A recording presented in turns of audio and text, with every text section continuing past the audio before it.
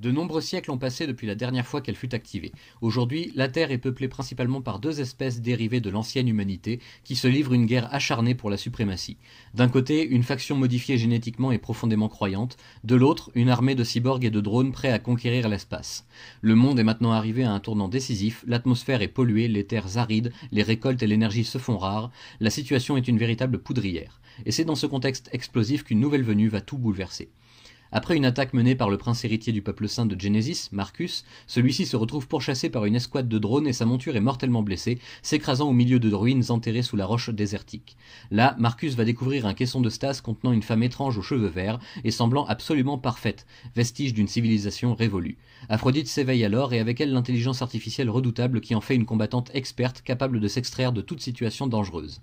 Comme elle sauve involontairement la vie de Marcus en retrouvant ses capacités martiales, le prince décide de la ramener avec lui à Genesis pour qu'elle puisse servir sa cause et l'aider à défendre son peuple, mais avant tout pour la remercier de son geste. Aphrodite suit, perplexe, en proie à de nombreuses pensées et commandes contradictoires. Peu de temps après, c'est un nouvel escadron de drones venu de Spéros qui pénètre dans les ruines à la recherche de Marcus, mais ce qu'ils y découvrent les laisse sans voix. Un homme, lui aussi conservé en pleine stase non loin de l'ancien caisson d'Aphrodite, semblant n'avoir subi aucune modification cybernétique et être lui aussi rescapé du lointain passé. Birch, c'est son nom, sera récupéré par Spéros et modifié pour être capable de survivre dans cette nouvelle atmosphère viciée, avant de devoir rendre des comptes à l'exécuteur Chronos.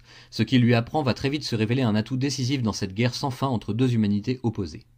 En effet, Aphrodite va à nouveau servir d'assassin camouflé au sein de ses proies. Pendant 20 minutes toutes les 24 heures, son contrôle opérationnel revient à Birch qui l'utilise pour tuer le souverain de Genesis et semer le doute et la discorde au nom de Spéros et de Chronos. Une attaque majeure est bientôt planifiée pour profiter de la faiblesse de l'ennemi, tandis qu'Aphrodite se retrouve chaque fois sans aucun souvenir de ses actes et doit en déduire qu'elle n'est plus maîtresse de ses propres gestes et pensées. Heureusement, sa conscience demeure et lui dicte le bon choix, lui permettant de justesse d'éviter d'assassiner Marcus pour qui son programme lui a fait développer des sentiments presque sincères. Chassé de Genesis après avoir réussi à empêcher la destruction de la cité par l'armée de Chronos, Aphrodite échoue dans le vaste désert, accompagnée simplement dans sa solitude par sa monture dragon, alors qu'au loin d'autres êtres vivants sont en approche et la surveillent très attentivement. Se pourrait-il qu'il existe une troisième faction au sein de ce monde mourant, et quelles seront les conséquences des choix futurs d'Aphrodite ?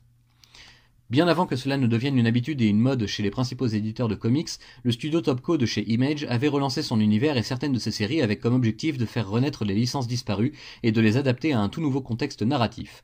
C'est ainsi que la déjà légendaire Aphrodite 9 de David Finch reprend vie sous les crayons virtuels de Stepan Sejic et la plume de Matt Hawkins, deux artistes qui se sont très bien trouvés et dont les talents s'équilibrent ici à merveille.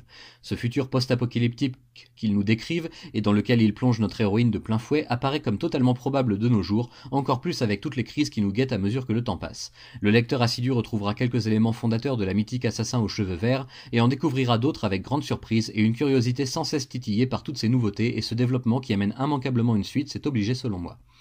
Comme toujours avec Stepan Sejic, les visuels et le graphisme sont magnifiques, on dévore chaque page des yeux, et une fois de plus, le seul inconvénient de cette adaptation française reste le format bien trop petit de l'album chez Réflexion, qui ne permet pas, d'après ma propre expérience, de profiter pleinement de l'art que l'on a sous les yeux sans forcer sa vue.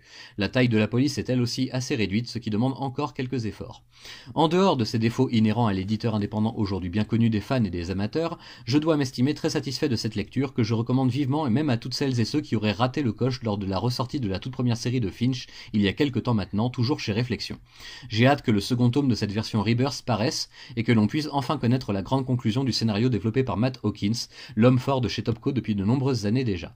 En bonus, vous pourrez profiter à fond de la galerie des couvertures réalisées pour l'occasion par Stepan Sejic lui-même, ainsi que par David Finch ou encore Eric Bazaldua, des artistes dont le talent pour représenter les belles femmes n'est plus à prouver. À mi-chemin entre Avatar de James Cameron et Terminator, vous devriez pouvoir trouver tout ce que vous cherchez dans Aphrodite 9 Rebirth et plus encore.